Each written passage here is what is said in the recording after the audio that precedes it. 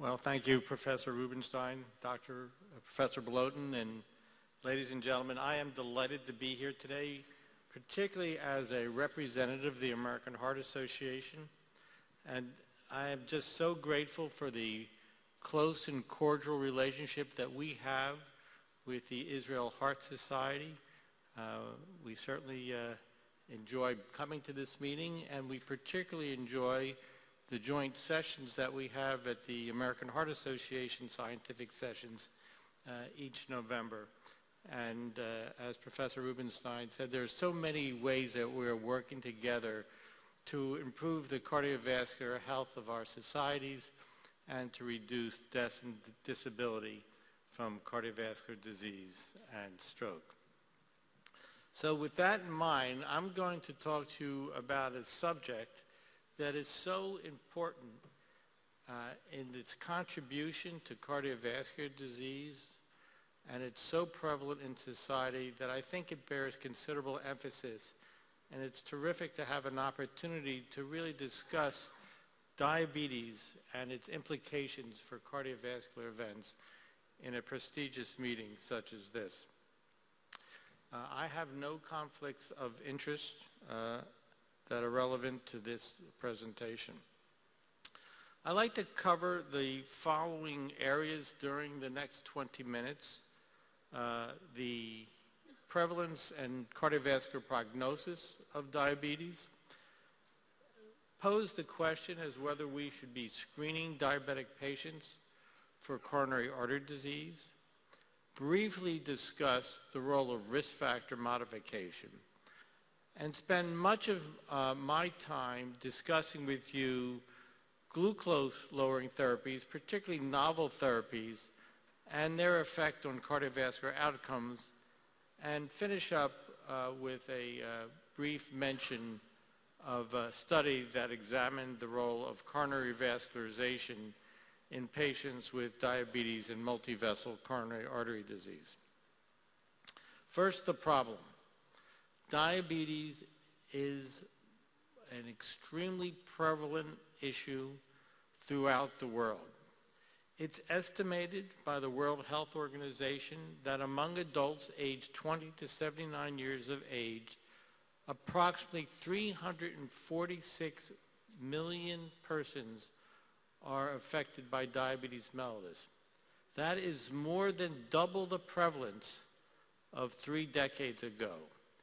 And as you'll note from the color code in this slide, the dark green and lighter green areas are areas of the highest prevalence, and that includes the United States, parts of Europe, the Middle East, South America, and Southeast Asia. Israel is no exception. It is not protected from the ravages of diabetes.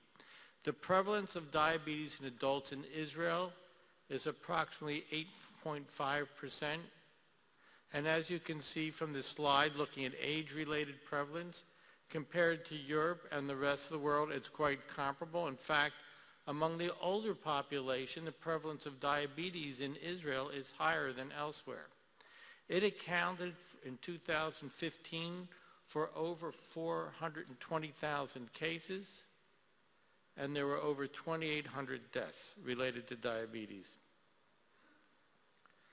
Why I'm emphasizing diabetes at a heart meeting is illustrated on this slide. The risk of cardiovascular disease among patients with diabetes is twofold.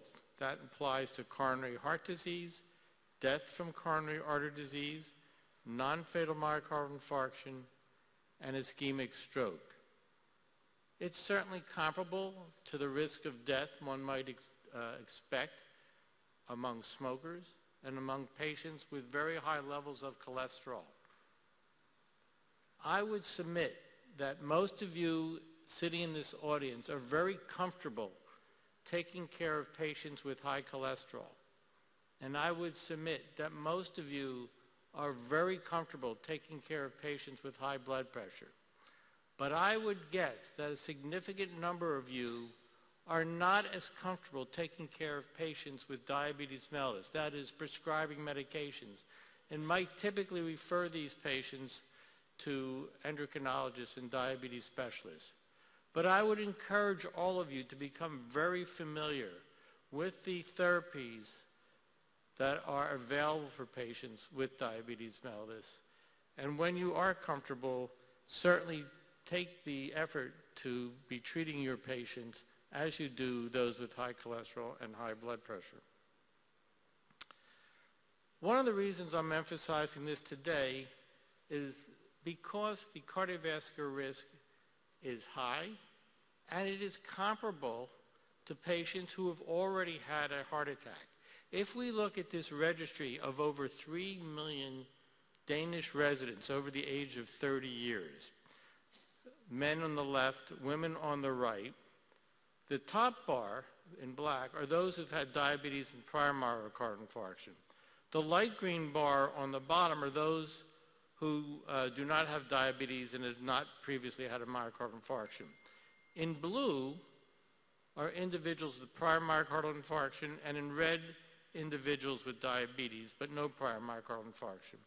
And the two lines, the blue and the red, are almost superimposable, which is why we frequently designate diabetes mellitus as a coronary heart disease equivalent.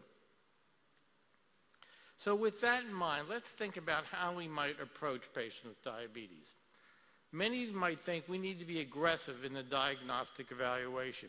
And if we look at this study from Anand and colleagues published a decade ago in the European Heart Journal of 510 asymptomatic patients with type 2 diabetes, they did not have prior cardiovascular disease, they underwent screening studies for coronary artery calcium and for myocardial perfusion using nuclear scintigraphy.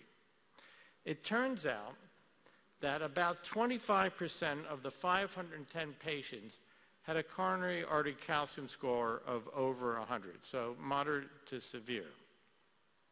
About 30% of those patients had moderate to large perfusion defects seen in myocardial imaging. Of the total of 510, only 20 had major adverse cardiovascular events. But those events really were crystallized in those with the highest coronary artery calcium scores and those with the moderate and particularly severe myocardial perfusion defects. So you might walk away from this study saying, we should be screening our patients with diabetes for coronary disease using one of these imaging modalities. But there were two studies that actually examined that question. The first of those was the DIAD study, the detection of ischemia in asymptomatic diabetics. Now, in this study, they randomized over 1,100 asymptomatic patients with type 2 diabetes mellitus. They were randomized to undergo screening, adenosine myocardial perfusion studies, or no screening.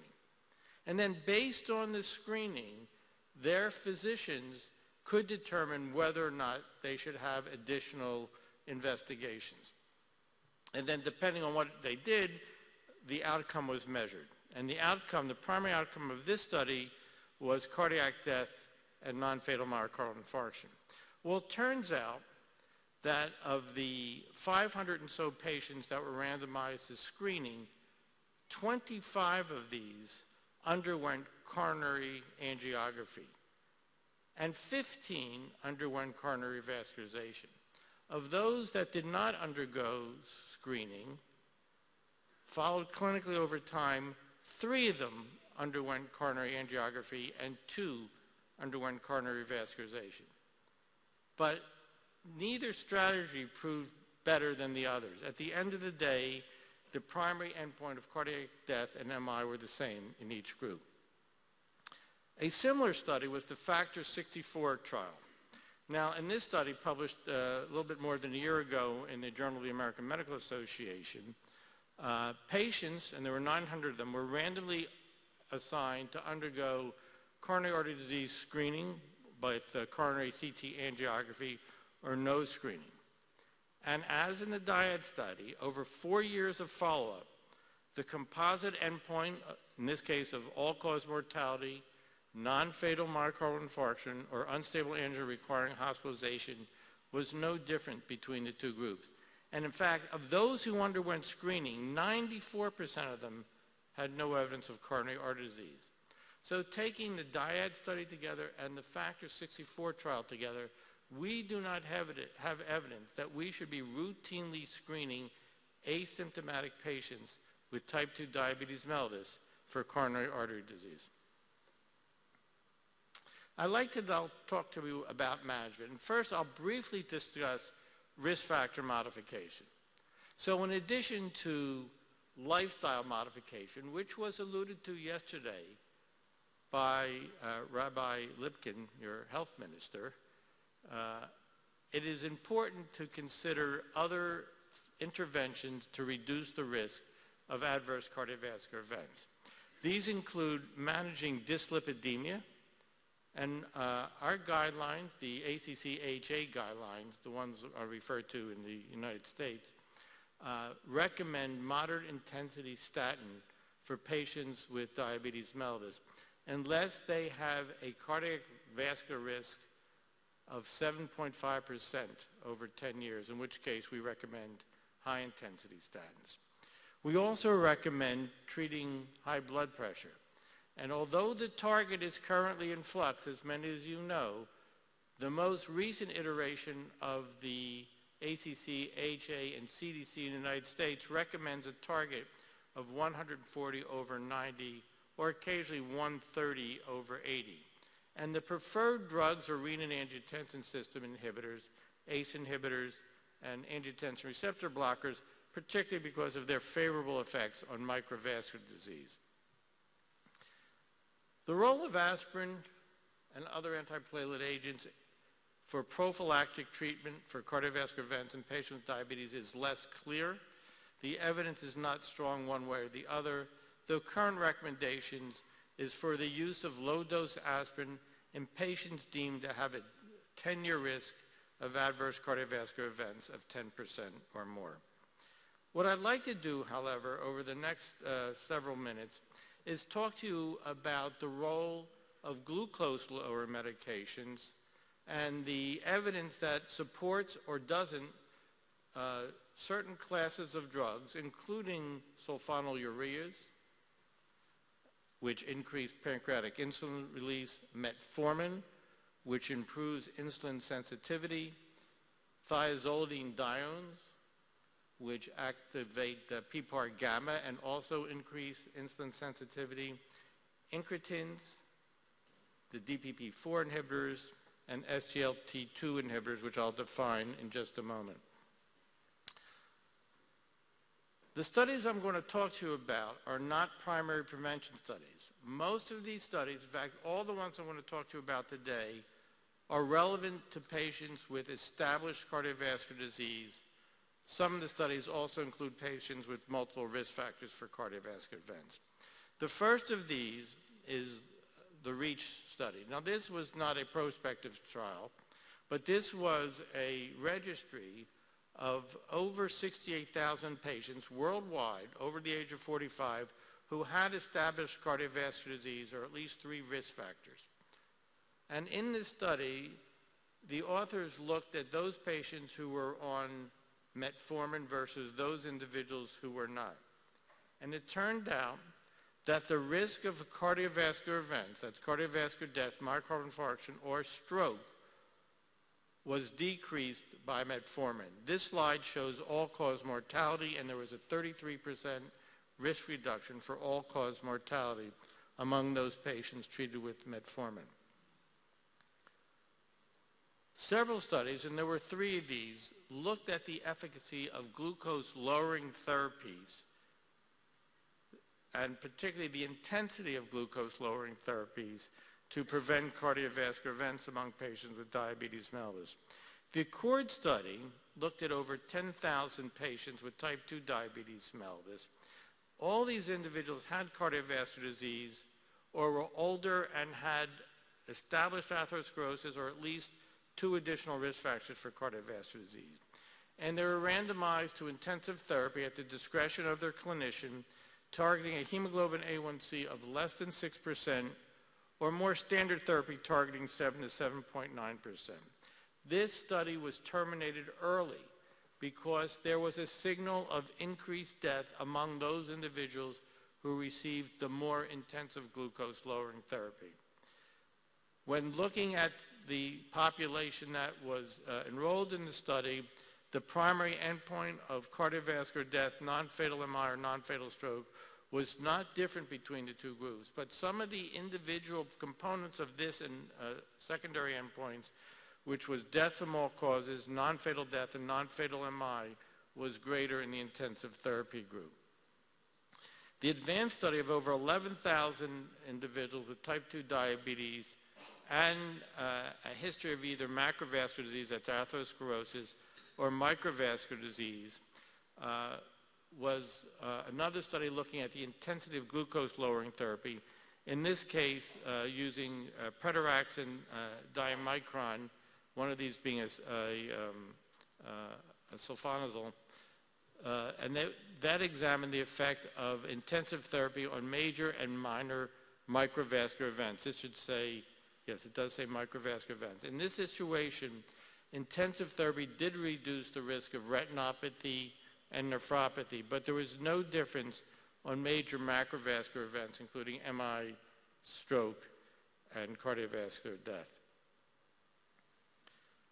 The thiazolidinediones have had a checkered history, as many of you might know. Rosiglitazone was pretty much skewered in the literature more than several years ago by an analysis of a number of studies that suggested that rosiglitazone increased cardiovascular events in patients with diabetes mellitus.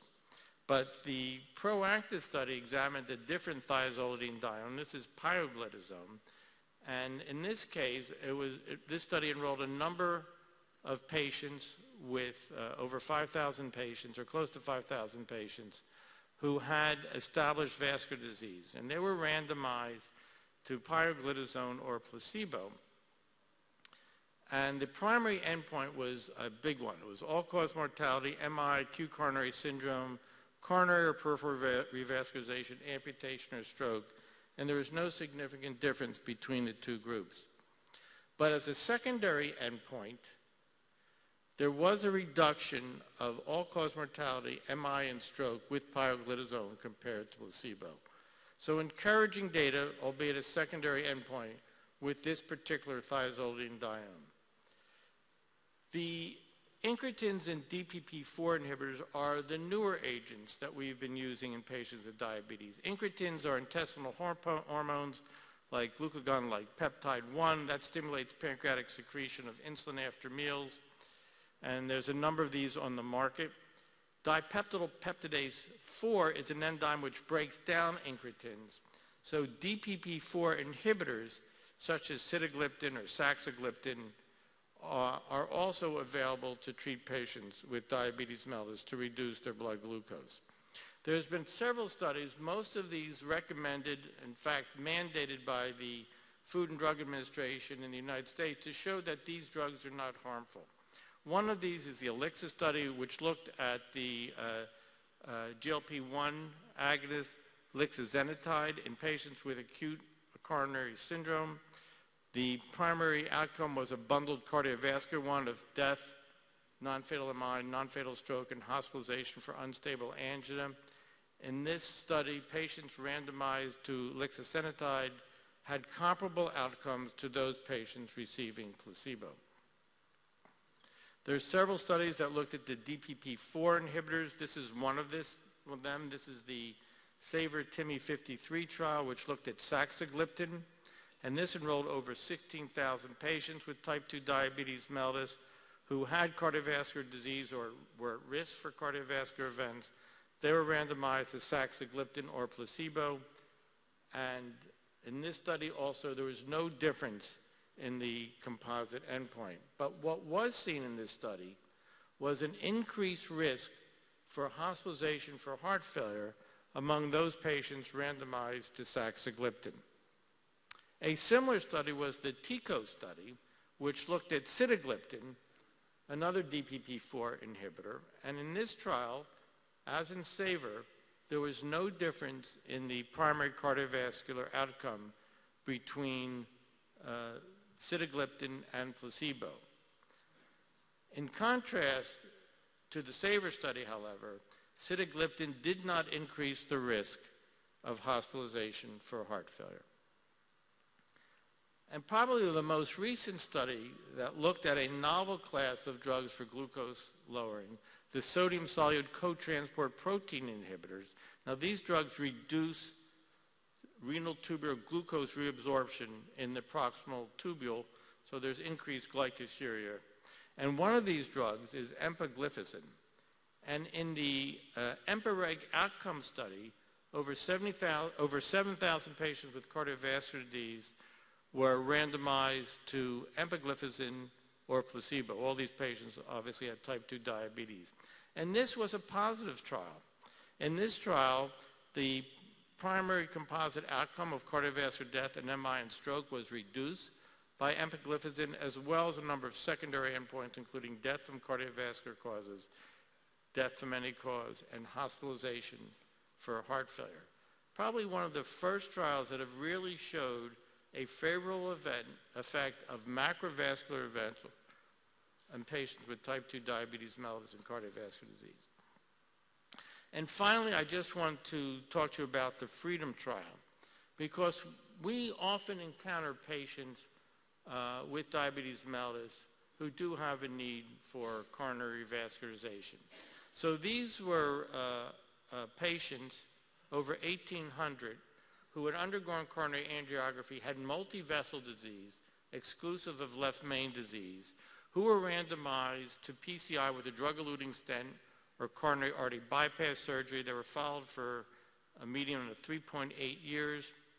The primary outcome was all-cause death, non-fatal MI, or non-fatal stroke.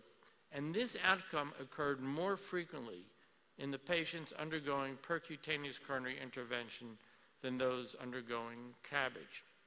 And both myocardial infarction and death from any cause was more frequent in the PCI group, though stroke was more frequent in the CABG group. But nonetheless, the conclusion of this slide is that among patients with diabetes mellitus and multi-vessel coronary artery disease who need coronary revascularization, we should preferentially be considering coronary artery bypass surgery. So that's a fairly quick overview of where we really stand now in the area of diabetes mellitus and cardiovascular events. And again, I just want to implore all of you to really be thinking about the patients you encounter with diabetes mellitus and learn as much as you can about it so you can derive some comfort in really taking responsibility for treating many of these patients and thereby reducing their risk of adverse cardiovascular events. Toda rabba.